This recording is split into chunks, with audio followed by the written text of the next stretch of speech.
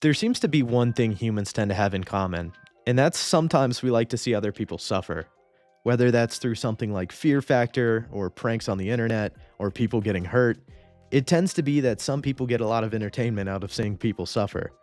Today's video is going to be no exception to that rule. Today we're going to be talking about a liquor that is so nasty that most people give it out as a joke or as a shot to bond over how horrible it is. Today we are going to be talking about the history of a liquor called Jeppson's Malört. For a lot of you, you might be unfamiliar with this bottle, especially if you're not from America. But for a good handful of you guys, you might have seen this bottle and it brought back some really bad flashbacks of a very bad night or a really uncomfortable morning. Now, to put it simply, this is what they describe as a herbaceous digestive made from wormwood. On their website, they go to say, it's not a drink for most people, but we're not most people. Malört has an infamous reputation, especially around the Chicago region, and it's even been nicknamed things like the Chicago Handshake. Now, my personal story of how I came across Malört was I was at a bar downtown having a drink, and I was with my father, and we were doing some Christmas shopping at the time. And the bartender runs over and he says, "Hey, we just got this new alcohol in if you would like to try it." I said, "Sure, why not? I'm down for it." He was like, "It's called Malört. Just do a shot of it." I was like, "Sure."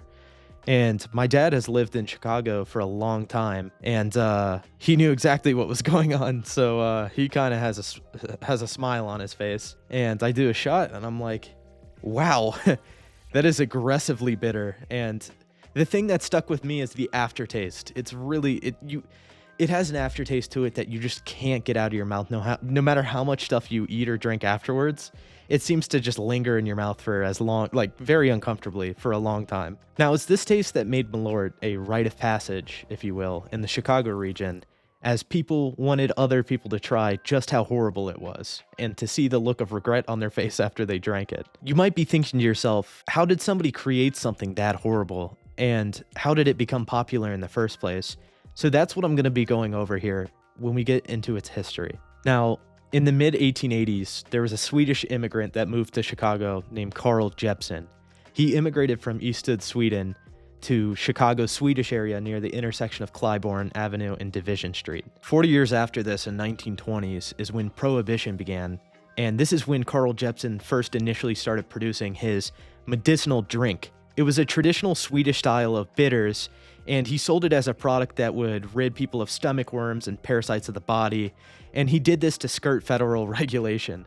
So basically, the cops would keep on trying to catch him, and they would drink Malört, and they would agree, yeah, nobody's probably consuming this for fun, and that is how they first initially began selling this to skirt federal regulation. December 5th, 1933, Prohibition ends, and that is when Jeppson first started bottling and manufacturing Malört as we know it today. During the mid-1930s, Bealshoff Products had purchased the recipe off of Carl Jeppson, and it was during this time when they started creating the modern label for it, which included 3 stars on the insignia and 3 stars at the top of the bottle that was paying homage to the 3-star flag of Chicago, which didn't get a 4-star until 1939.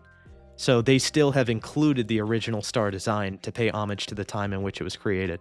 In 1945, George Broid, the president of Bealshoff Products, buys out the company shortly before the end of World War II.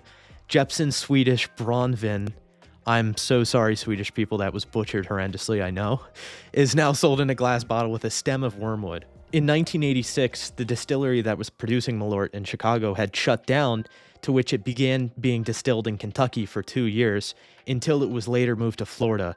During this time, they determined that it was too expensive to holy shit, I can't speak. Also during this time, they realized that it was too expensive to continue putting a stem of wormwood in every single bottle, so it was removed, and there's no wormwood in the bottle to this day. Now, still up until this point, Malört still wasn't really known that much. Still in Chicago, it was drank by old Swedes and, Swedish people who would kind of give out shots to people so they can laugh about it because of how bad it was. Still being used kind of how it is today, but in a much lesser scale. It wasn't really known that much.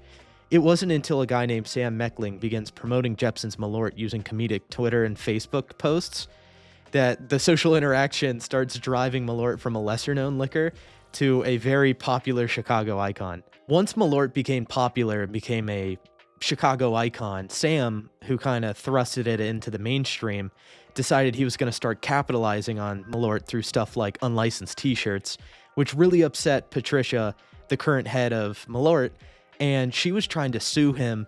But after meeting with Sam, she determined she liked him so much that she actually hired him instead of suing him. Patricia and Sam, in order to keep the full-bodied taste and flavor of Malort, start going on a venture together to try to discover a long-term source for the strongest, most unpalpable wormwood.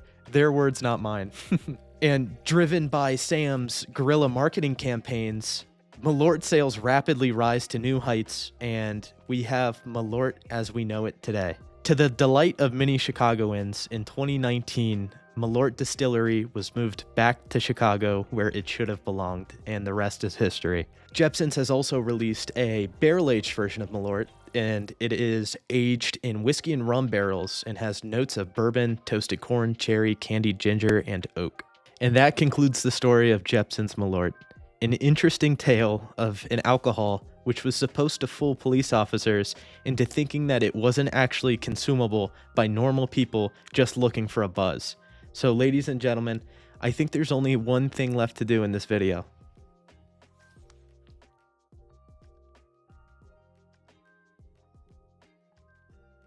Cheers, guys. Enjoy the rest of your day.